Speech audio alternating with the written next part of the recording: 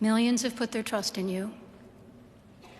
And as you told the nation yesterday, you have felt the providential hand of a loving God. Yes, woke pastors attacked Trump and Vance to their faces for scaring LGBT kids and illegals. I don't know, when you take a look at this article Daily Mail put out, Trump watches in disbelief as Smoke Bishop scorned him in prayer service with woke screed about trans children fearing for their lives. Let me make one final plea, Mr. President. Millions have put their trust in you. And as you told the nation yesterday, you have felt the providential hand of a loving God.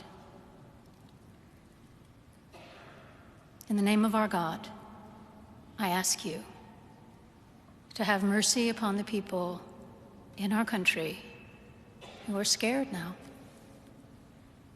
There are gay, lesbian, and transgender children in Democratic, Republican, and independent families, some who fear for their lives.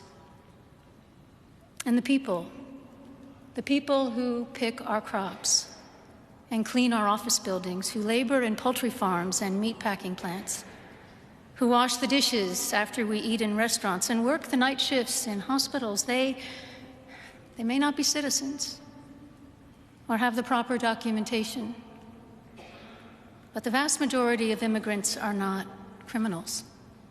They pay taxes and are good neighbors. They are faithful members of our churches and mosques, synagogues, wadara, and temples. I ask you to have mercy, Mr. President, on those in our communities whose children fear that their parents will be taken away, and that you help those who are fleeing war zones and persecution in their own lands to find compassion and welcome here. Yes, when you look at this sermon, to me, a lot of people have termed it a woke sermon. When you take a look at Trump's response to this, it's very simple. Trump responded to the sermon at a national prayer service that asked him to take mercy on those scared of his presidency.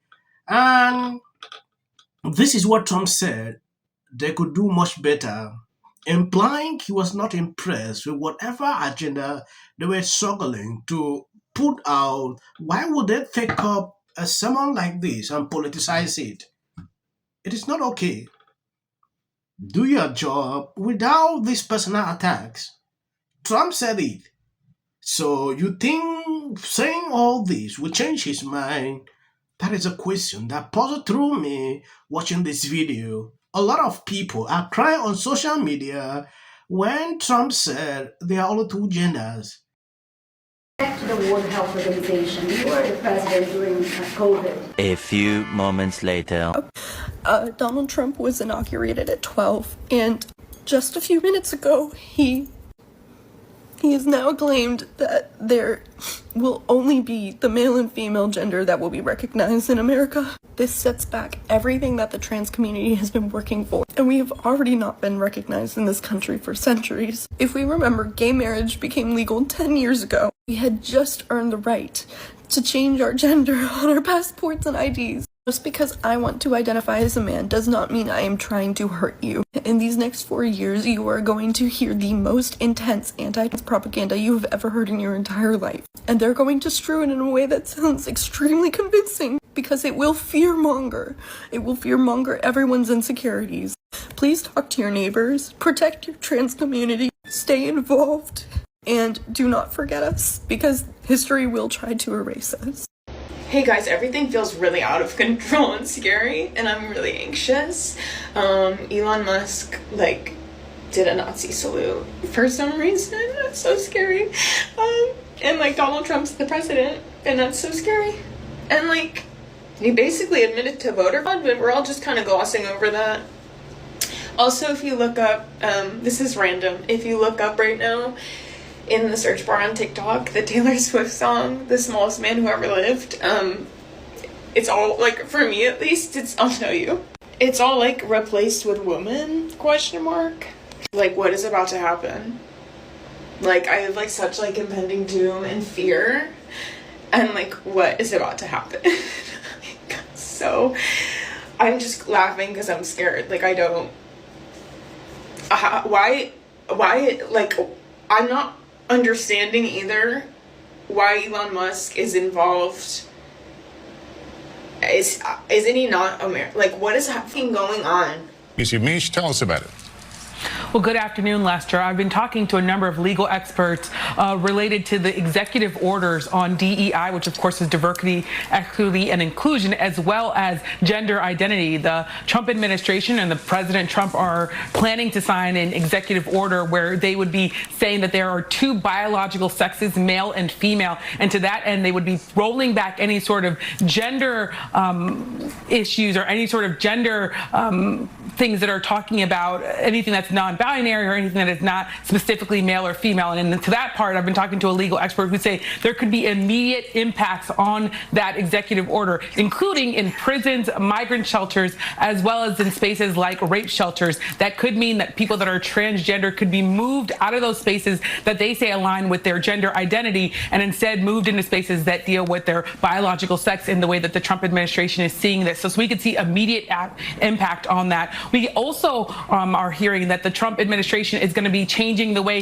that passports and federal documents are going to be used and utilized and taking away those gender identity terms. In that regard, a legal expert told me that if you're someone who's transgender, who has a passport that maybe has gender X on it, they would caution you not to leave the country because you could literally be detained by border agents because you couldn't have your gender entered into the system if the Trump administration is no longer identifying it. So that means if you're someone who leaves the country, you could literally not be let back in until the State Department issued you a passport that said you were either male or female. So really need to look out for those immediate consequences. I've also been talking to people about these DEI programs, and one expert at the NAACP Legal Defense Fund told me that it's a big question what exact programs are going to be targeted, but they said to me that if it prohibits anything that deals with discrimination on race or gender, while they might see real legal challenges there, those could also be immediately implemented. And they expect, though, to have a lot of lawsuits related to that, but that even with the Trump administration, presidents have the ability to do what they want when it comes to